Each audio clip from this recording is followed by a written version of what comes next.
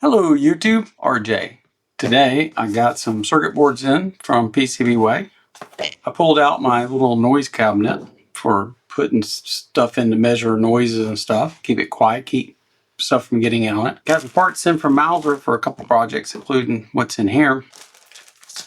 And what we're going to do today is we're going to build up a little circuit board using the little tiny $10 voltage references that I'm going to be using in the voltage calibrator and a standard 7812 linear voltage regulator. And then we're going to throw them in here, see how much noise they make, compare the two, and see if the $10 is worth it compared to the 40, 50 cent as far as noise. So here's our little circuit boards.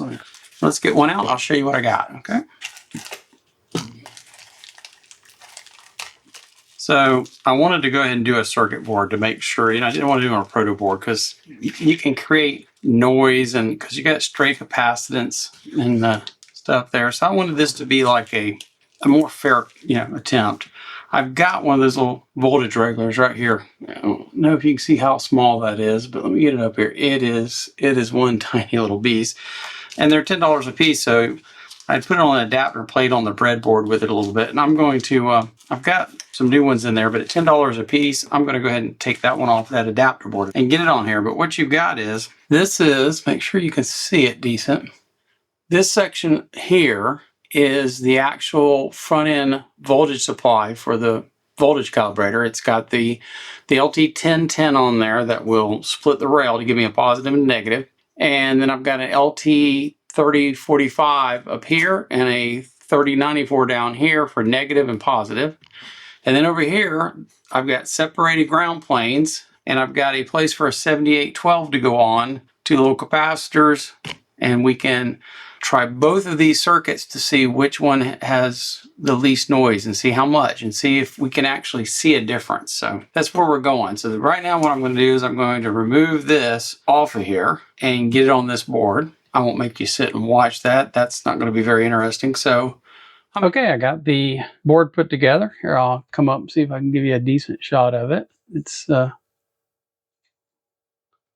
I've rigged it up to where I can solder these to my noise immunity box for the output through the BNCs, and I can clamp on the alligators here for my power. It's just kind of thrown together, but it should do the job. This board over here I wanted to show you. This little circuit right here, I got a question about the video I did months back about making circuit boards with the laser. I got a few questions, a lot of interesting questions. One of them was, can you do surface mount? Of course. How small can you go? And so the question here I want to show you, this is this circuit that you see here on this board, cut with the laser here. Let me get it, hopefully where you can see it well. This circuit on there, it's pretty fine. Don't think you'd ever want to be going below that. But the question isn't, can I do it? Yes, I can do it very well, get perfect separation, everything. It's, could I solder this? And without a solder mask, solder resist, no, you'd bridge too bad. That doesn't mean you can't do it. One of the things you can do is, I could solder mask over this, literally put a solder mask over the whole thing, epoxy, let it set up, and then have the laser, by referencing the board back to where it was, I could have the laser run over and all the pads, cut the cured UV solder mask off where things are going to solder to. So it is possible to do a, pretty professional board, extremely small using the laser if you choose to. I did this as an example to show just what's possible doing the laser technique. Now, people, another question I got, why not just use the easy, cheap toner transfer method? Well, I've used the toner transfer many years ago. I did a bunch of boards with it, but it sometimes can take multiple shots to get a good board. It sometimes doesn't work out as well as you'd like. The other thing is, you can't do things this fine. I'm not going to claim no one could do it, but I'm going to tell you, none of the techniques that I used in the past, the toner that small would stay on the board while you were trying to get it off or when you were etching the board. You're just not going to do it. So anyway, that's just a little tidbit there on laser circuit board manufacturing. I had this one made so I could get it soldered, and I would have a good ground plane to use to try to measure noise. So like I said, I'll fill this board out with the LT1010 and the 3094 to test this circuit out completely before I move ahead with designing. So we'll do that in another video. But okay, to start out, here's what we're going to do. I'm going to be using my Keithley 7510 because it's very accurate. It's actually quieter than my scope. So what I've done is I've hooked up just the low noise amplifier with it shorted out on the input. I've connected it up. I've been running statistics, as you can see, for a while, and I'm getting my average peak to peak is 39. My standard deviation is about 43. So we're going to go with the standard deviation of 43 microvolts. Make sure I tell you what it is. 43 microvolts. Okay, 43 point. Yeah, let's use 43.6. So 43.6. So 43.6 microvolts is where we're at with this capped off. Now, if you want to look at the input noise to this circuit, you have to understand you're multiplying that by 10,000 to come out. So the input noise of this low noise amplifier is going to be 43.6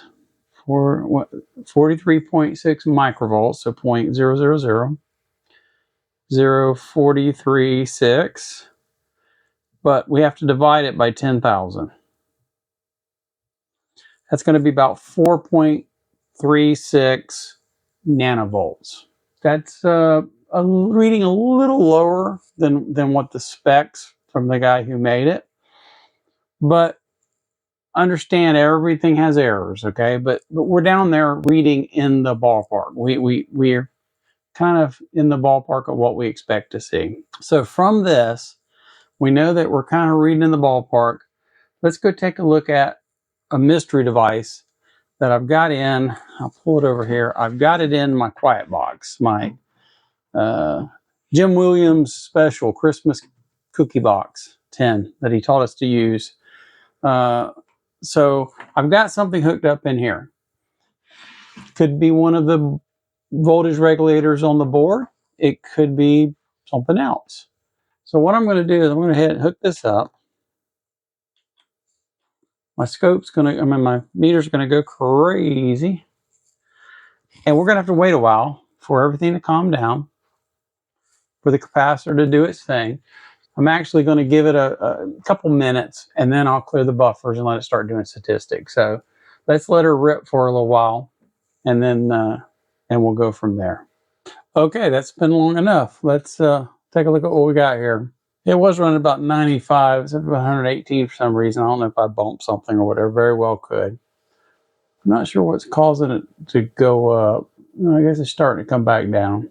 That's because I bumped something or whatever. When I came over here, I bumped or jostled something. So anyway, we're going to go with 95 because I watched it for a little bit before I went to start this video back.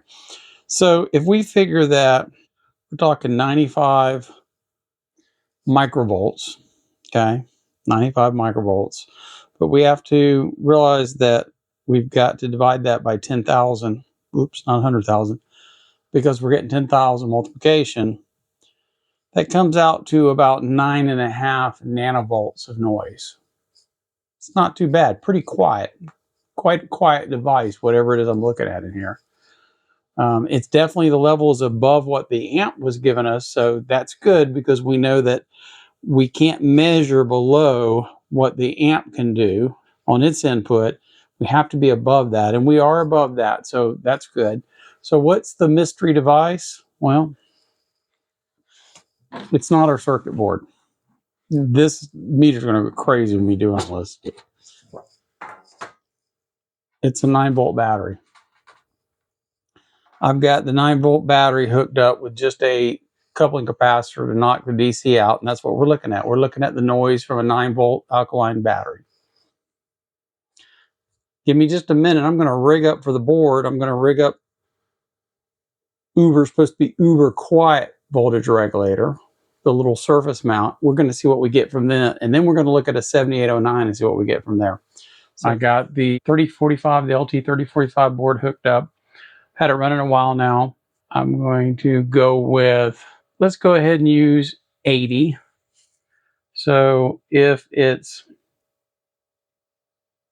80 microvolts divided by 10,000, we're looking at 8 nanovolts. A little bit quieter than a battery, actually. So a 9-volt battery was just a tiny bit noisier than that. So I'm going to say that's pretty darn good. Now, what I'm curious to see is the 7809, just plain Jane voltage regulator setup. How does it do? Is it really noisier? Are we going to see more noise? I don't know. They're supposed to be pretty quiet. They're just not supposed to be as quiet as this is. Let me get that set up. We'll come back. We'll take a look and we'll see how that makes out. I'm curious to see this. Okay, we've been running for a while. I reset the specs. I'm getting some in there. I'm going to say it's been running about 140, 38, 140, something like that. Okay, so let's see where we end up here. So we're going to go 140 this time, divided by 10,000 is 14 nanovolts. So let me put that in here, 14. Okay, so here's what we got. Okay, our battery was 9.5 by itself. The LNA, the box itself, is 4 nanovolts. The 3045 was 8 nanovolts, and the 7809 CV was 14 nanovolts. Now, those are built exactly to optimum design by the manufacturer, right? The capacitors they call for and everything. A 7809 is about twice, almost twice as noisy. Is that a giant difference? Is that going to make the world of difference? I don't know, but you got to remember we got like 3 regulators in there.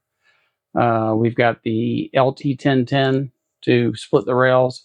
So, you know, this stuff adds up. So is it worth going to them? I think for this project, yes.